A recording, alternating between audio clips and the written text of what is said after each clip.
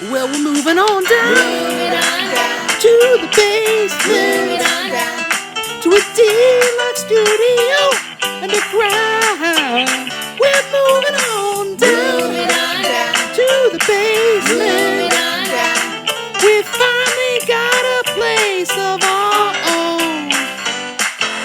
No more bedsheet blue screen. It is now big and green. Lighting so much better. It really has to be seen. Julie's now really happy. Jacob just kinda blah. Jeff don't care, he was fine either way. Mrs. Bad just said, well, we're moving on down, to the basement, to a deluxe studio underground. We're moving on down, to the basement. We finally got a place of our own. Good morning, Brochetties.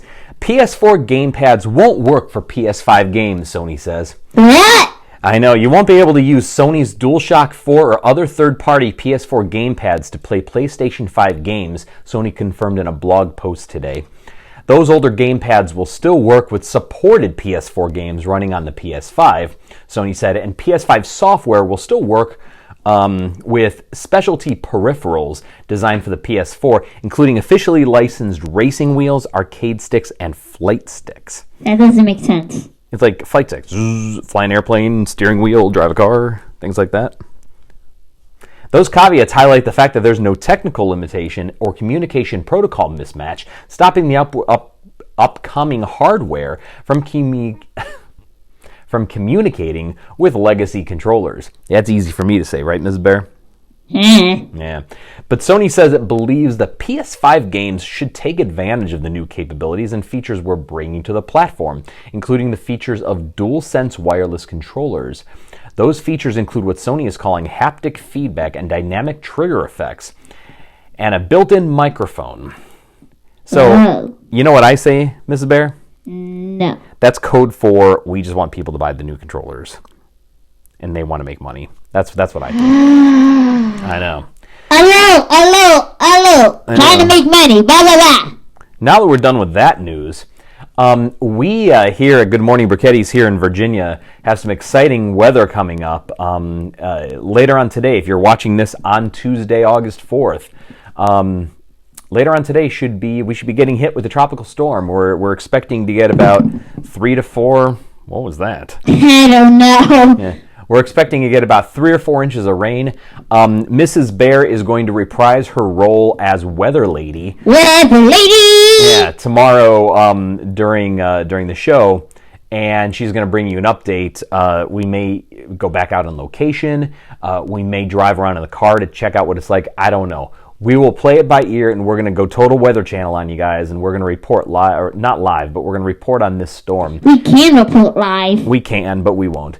And we're going to bring that to you on Wednesday's show. For today, it was an exciting weekend for us here because we harvested most of the tomatoes from our tomato plants outside. So we thought, what better thing to do than to bring back Gardening with Julie. So we're going to go to Gardening with Julie here for the next segment, Mrs. Bear. Okay, let's go to the second segment, All right. Gardening with Julie. Let's do it. It's a fan favorite, unlike you. What? You heard me. That's what you get for talking about me not wearing pants. Just for the record, I'm wearing pants. Now you all. Yeah, whatever. Yesterday you were wearing Cleveland Browns boxers. Well, I'm still wearing those, but... What? All right, let's go. We don't have to talk about my undergarments. All right? I don't have any. I know. Let's go to the second segment. Okay, let's go to the second segment. Gardening with Julie. Gardening with Julie. Woo!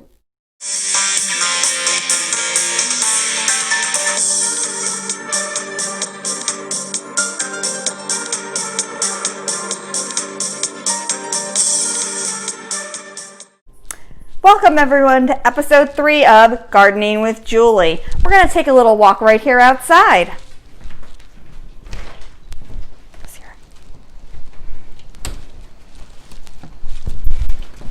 Okay, we're going to do an update on our vegetation for this year. As you can see here, our basil plant is doing okay. Once again, it has not grown very tall, but it is nice. The tomatoes have fallen over, however, they are still growing. These are turning red, nice and ripe. We will be making some homemade spaghetti sauce sometime soon. And there are still, look, as you can see on this one, more tomatoes that are still growing. It is doing excellent. Over here, we visit the coriander now. It used to be cilantro, but as you can see, these little balls here have now turned into coriander. We could put these into our pepper mill and grind them down. Yum, yum. Parsley is turning a little bit brown, but still doing well. We can still harvest it for when we need to, throw it in a whole bunch of different pasta dishes. Rosemary is still doing very nicely. It's very robust. Our jalapeno peppers, Jacob and I picked a whole bunch the other day. There's another one little guy on. Get these good. There's a little baby guy right here working its way. These are still producing flowers and doing excellent. However, we will have to weed next summer. I've noticed that there's a little bit of miscellaneous grass in here, and I'm not so sure why. What is this? This might be tarragon. I'm going to have Dad check this one, and this might be tarragon that has randomly sprouted. Might have to eat that. Over here is Sierra's weed. As you can see, her weed has sprouted and is much, much taller than myself. I don't know what to do with the weed, but it is still here. Over here, we have our Forenza tomatoes. These are okay, but they do burst. Oh, whoops. As you can see, they're very delicate and they do burst. They have cracked along there. Supposedly that has to do with getting hit with water. In the back here, our mint is doing well. The sad thing is we have not yet used our mint. I don't know what actually to use it for, but it really does smell minty. And there's a little moth right here. Zoom in on the moth, please. Over here are our chives. Once again, still doing well. We have eaten some of these chives. I just need to find some more stuff to toss it into, but we have eaten those. This is our other tomato plant.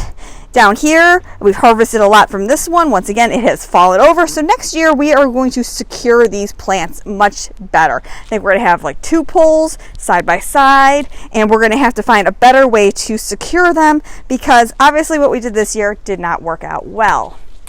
It is actually a very hot and humid day. We are expecting a hurricane tomorrow. Tropical storm. Kind of looking forward to it because it is so storm, hot. not I will a have hurricane. Jacob zoom in on the grass It's a over here. tropical storm. Okay. Oh, this is our holly bush that we need to cut down because it has gotten Not cut down, trim. trim because it has gotten completely out of control. This is ridiculous. Over there, you will be able to see the grass, which has browned out because we had no rain for over a month. And then all of a sudden we got a little bit of rain and we're going to have a lot more rain tomorrow. Actually, we can illustrate that for you guys. If you come on down here, we have some rain collectors throughout. But you know what we're going to do? We're going to do an experiment. We are going to take this back on up. This is Sierra's swimming pool.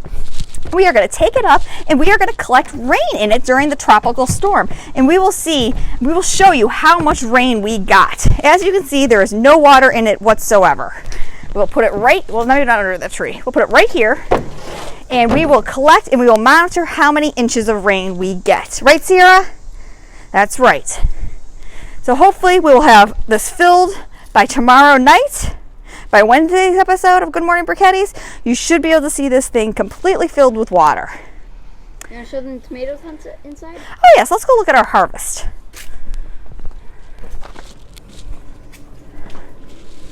Got my hat. Okay. And this is our harvest. We've gotten some big, juicy tomatoes. We picked them when they were a little orange, and the reason for that is some of the other ones we left on, and they've been getting these black dots on it. We're not sure what that is from. So we picked these other ones a little bit earlier, like see, that guy's getting it too. I don't know what the deal is.